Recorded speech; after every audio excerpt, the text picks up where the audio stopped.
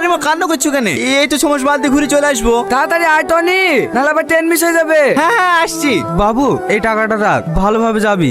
আসছি মা। বিয়ে শাদী হয়ে গেছে, আবার পড়াশোনা করাবেন? আরে করুক না, পড়াশোনা করে চাকরি পাবে না সেটা আমরাও জানি। উচ্চ মাধ্যমিকটা দেওয়া থাকলে ছেলেপিলি তো মানুষ করতে পারবে। হ্যাঁ হ্যাঁ পারলে কি ভাই, আমার মেয়েরও খুব ইচ্ছা আছে পড়ার। এখন জামাইও থাকছে না 6 মাস বাড়িতে, এই ফাঁকে উচ্চ মাধ্যমিক পরীক্ষাটা দিয়ে ফেলো। সে ঠিক আছে, বাবু চলে গেল আবার বুড়ি খেলি চলে যাবে, বাড়িটা একবারে ফাঁকা হয়ে যাবে। দুদিন পরে কিনা হয়তো আমি দিয়ে আসবো, হবে না? হ্যাঁ হয়তো তো, পরশুদিন আবার ভাসুরের মেয়ের বিয়ে, পরীক্ষা না গেলে আবার রাগ করবে। তাহলে আর কি বলবো, যাও মা রেডি হয়ে লাও গা। ঠিক আছে আব্বা। কি ব্যাপার সালমা, তুমি এখনো দাঁড়িয়ে আছো যে, বাড়ি যাবে না? হ্যাঁ যাবো, টোটো পাচ্ছি না। এসো বাইকে উঠে বসো। না না ঠিক আছে, আমি টোটোতে চলে যাবো, আপনি যান। আরে এসো তো, অত লজ্জা কিসের? আগে তোমাকে তোমার বাড়িতে নামিয়ে দিব, তারপরে বাড়ি যাব। কিন্তু স্যার। আরে কি কিন্তু কিন্তু করছো, উঠে বসো।